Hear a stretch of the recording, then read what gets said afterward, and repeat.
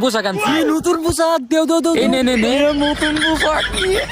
Woody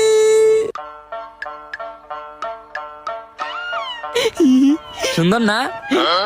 ও পুরাই শাহরুখ খানের fuller মতো দেওয়া হইতাছে। শাহরুখ খানের ফুলা বলে দেখ কল ফুলা ভাই।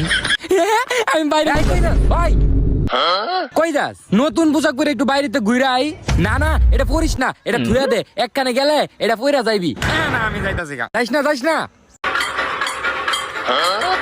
কিরে বম্বল, তোরে পুরাই নায়ক নায়ক লাগতেছে। দেখছস মামা, তার নায়ক কইছিস দেখে তার বাপটা বাইরে গেল।